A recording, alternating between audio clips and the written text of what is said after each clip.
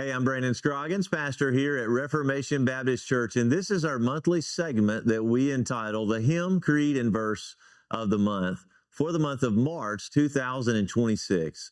This is our weaponry, our artillery for the entire month as a church, which we plan to use in corporate worship. We want to encourage you to use in family worship, and then we want to encourage you to use this for Christian edification and witness to others. And so as we enter the waters of March, we are nearing what is traditionally called Holy Week because Resurrection Easter Sunday falls right there at the very beginning of April. So we're going to begin to lean into this time just as we're coming off Advent, as we're preparing our hearts to celebrate the first coming of Christ and anticipate his second coming. The early church heavily weighted even more than the celebration of the incarnation at Christmas, the celebration of the resurrection during Holy Week.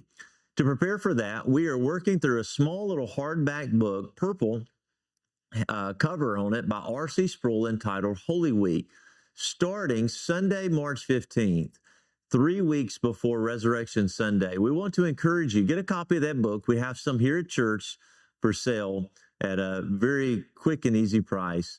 3 chapters a week for 3 weeks leading up to Resurrection Sunday as we prepare our hearts for all that that entails. And in light of that, we are going to be singing a hymn that I want to introduce in just a moment that will help us to think about the cross of Christ. We plan to have a sort of Good Friday service on the Wednesday leading up to Resurrection Sunday. I want to think about a Reformed Christian approach to Holy Week. Traditions differ on this, and there's been some reluctance among Reformed believers, particularly among the Puritans, to lean in too hard to these designated weeks of the Christian calendar. We understand every Sunday is special. Every Sunday is the Lord's Day that Christ rose from the dead. We don't worship or idolize the days or the saints or the images or the relics. For sure. But we do acknowledge the Christian calendar. We use it in our worship. And scholars will debate some aspects of the timeline of Holy Week, specifically in the last week of Jesus' life. But essentially what we are looking at is just a few of the highlights is Palm Sunday, when Jesus would ride into Jerusalem on a donkey to enter for what would be the last week of his life. We see that reflected in Psalm 18, where Christ would be the cornerstone.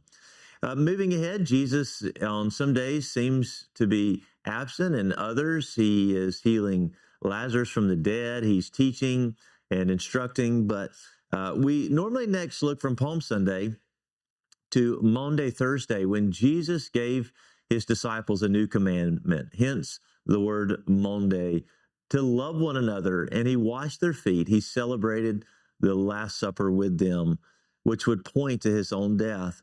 Holy Saturday, where the heavens seem silent, where you pray and nothing comes.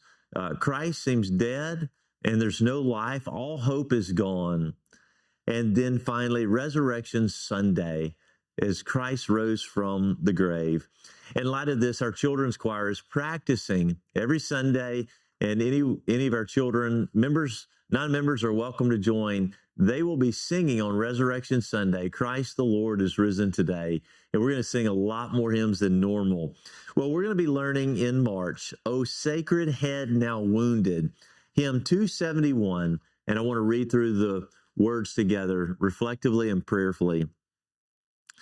O sacred head, now wounded, with grief and shame weighed down, now scornfully surrounded with thorns, thine only crown.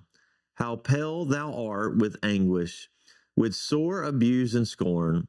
How does that visage languish, which once was bright as morn? What thou, my Lord, hast suffered was all for sinners' gain. Mine was the transgression, but thine the deadly pain. Lo, here I fall, my Savior. 'Tis I deserve thy place. Look on me thy favor. Assist me with thy grace. My burden in thy passion, Lord, thou hast borne for me. For it was my transgression which brought this woe on thee. I cast me down before thee. Wrath were my rightful lot. Have mercy, I implore thee. Redeemer, spurn me not. What language shall I borrow to thank thee, dearest friend, for this thy dying sorrow, thy pity without end? Oh, make me thine forever, and should I fainting be, Lord, let me never, never outlive my love to thee. O sacred head now wounded.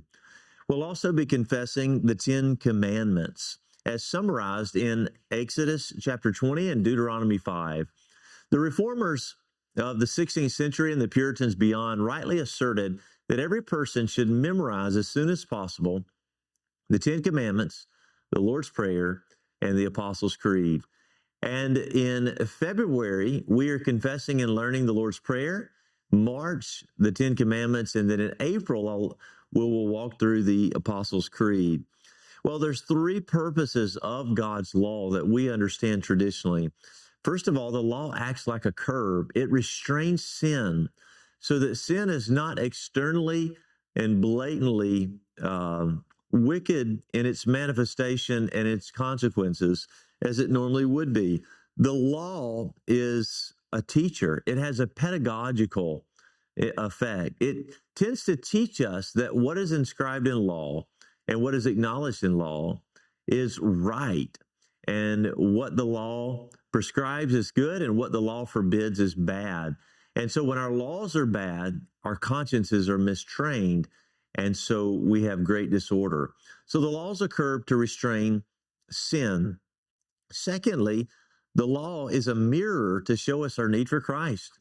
The law shows us the standard and who we are in light of that standard and just how miserably far we fall, so that we would run to Jesus Christ, who fulfills the law and meets the standard in our place, that we would be hidden in him and forgiven by him.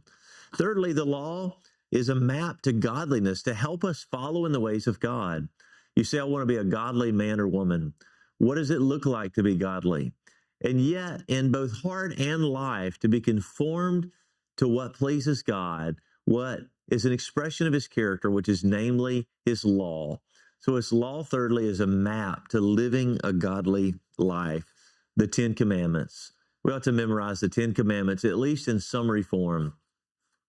Finally, our verse of the month, as we near Holy Week, is 1 Peter 3:18. For Christ also suffered once for sins, the righteous for the unrighteous, that he might bring us to God, being put to death in the flesh, but made alive in the spirit. There you have it. O sacred head now wounded, the 10 Commandments, 1 Peter 3:18. And this is our March hymn, creed, and verse of the month. Thank you for joining me for this time. God bless you.